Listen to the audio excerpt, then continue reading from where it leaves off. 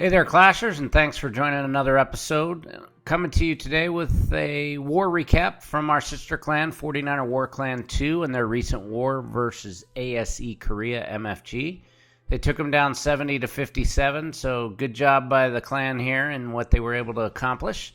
We'll jump into some attack replays, with the first being the most heroic attack, which was number 1 versus number 1. So Crispy jumping in with a traditional go wee wee attack, coming in with 3 golems plus 1 golem in the CC, 5 witches, 14 wizards, 13 wall breakers, 1 jump spell, 2 rage spell, and 2 freeze spell. So Crispy makes 3 entries into the base, 1 in that compartment there on due east, and then 1 on each wall opposing each side of that compartment. And being able to drop troops in all 3 of those enables him to give them the good wide spread in there. Then the main core of his attack force coming in through the center. Good timing with the first freeze spell there, then having the jump spell to get troops into the core. And as you see when he jumps into the center here, one of the, I think, great parts about this raid and what he does is very good timing as to when that freeze is. Now, he had a poison spell, so I'm not exactly sure why he didn't drop the poison spell. It looks like he would have been able to get down the rest of those skeletons that spawned in the core and some of the lava hound pups that exploded at the same time. But in the end, it doesn't really matter as he goes on here and is able to finish up in the base and get pretty darn close to 50% before he just has to drop a few troops at the end. And I think the interesting part about this is a fully maxed defensive base that Crispy's attacking with max heroes, while Crispy's heroes are only level 25 on the king and level 26 on the queen. So that's a pretty big jump up. So being able to take out a base like that and make sure you get the 2 stars was very impressive from Crispy. So nice job there. So we'll go ahead and jump into the next attack here, and let's go ahead and scroll down and take a look at some Town Hall 9 attacks. So we got a few 3 stars from this war, so those will be good to jump into. The first being Ryan here, who's coming in with a traditional Go Lava attack, and he's got 1 max golem in the CC that he drops at the beginning there, along with some wall breakers to open up the compartment. Follows up with his wizards, and I think in total he brought 9 wizards along with the 3 wall breakers and the CC golem for that initial troop deployment. Then dropping in the heroes and is able to start with the attack in to clear out the base. Obviously, I think he's going in with the goal here of trying to get down both of those air defenses as well as the clan castle troops and the queen. So this it looks like he's done a great job here with good timing of utilizing that rage spell. And before he even goes in with his hounds and his loons and his minions, he's got darn near over 30% of the base cleared out. So it was really impressive to see how much he's got done. And you can pretty much see even before he drops the troops that this is no question it's going to be a 3-star. Dropping those troops at the spread at the bottom to make sure he's able to get those last 2 air defenses down. And once he's got those air defenses down, it's a foregone conclusion that he's going to 3-star. Had a haste spell in there as well, and he even still had a rage spell in the bag that he didn't even need to use. So really impressive attack by Ryan there. We'll go ahead and speed this attack up so as we all know what's going to happen here. But a nice 3-star by Ryan, and certainly a big help to making sure that they finish out with this war win. So excellent attack.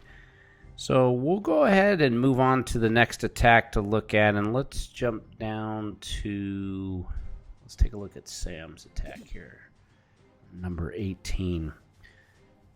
So Sam's going to come in here with a Go Hog attack. So it's a little different on how he approached his Go Hog, in that he actually uses 2 golems plus a CC golem. So he's got 3 golems in total, plus 10 wizards, 4 wall breakers, and then he's got back end with 22 hogs, 1 rage spell, 3 heal spells, and 1 poison spell.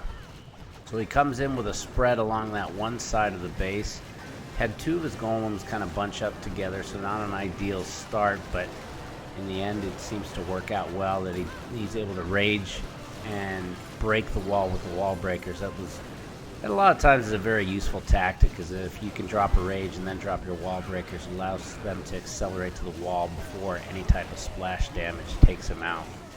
And then from there he's able to start funneling in his hogs, and good placement of the first heal spell there. He's able to catch hogs from 2 points as they start to combine in towards the center.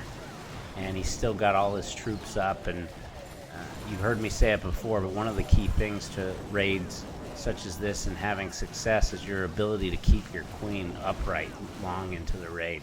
So as he moves on here, he continues to drop in those heal spells, and he's got one more there to kind of help out. The only thing he's really got to deal with is the king, but looks like he's going to be just fine here based upon what he's got going on with that coming back into the heal spell with the rest of those hogs. And he's still got wizards going around for cleanup. He's got the queen and the core firing on the town hall, and he's still got a golem left. So at some point here, it's going to look like that king's going to turn the golem. Yep, there he goes. So now once he's distracted, that leaves his hogs to kind of finish up and start cleaning up, and the queen can also clean up the king. So foregone conclusion here, and a nice 3-star by Sam. So it was a good attack there, an interesting tweak to the Go Hog. So we'll go ahead and show one last attack here from, let's see, let's take a look at Abbey's attack here. And Abbey's attack, jumping up to their number 21, is coming in with a Go Hog attack as well. Interesting how he drops the poison spell to begin with, then does a little bit of a deployment of hogs to go ahead and get the CC pulled out. Looks like he missed one minion, but overall he got the majority of those troops. That was kind of interesting. I have to say I haven't seen that too often, so pretty neat how he did that.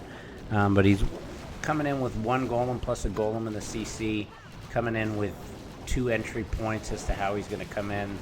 Jump spell in the middle, really good placement of that jump spell. I like that, to where he's able to cover not only the exterior walls, but also get himself into the core from that point. So he's got, along with his 2 golems, 8 wizards and 2 witches, and then 24 hogs. So he's got the golems firing in, the witches starting to come in, then the heroes funneling in behind. And should be any minute there come in the hogs.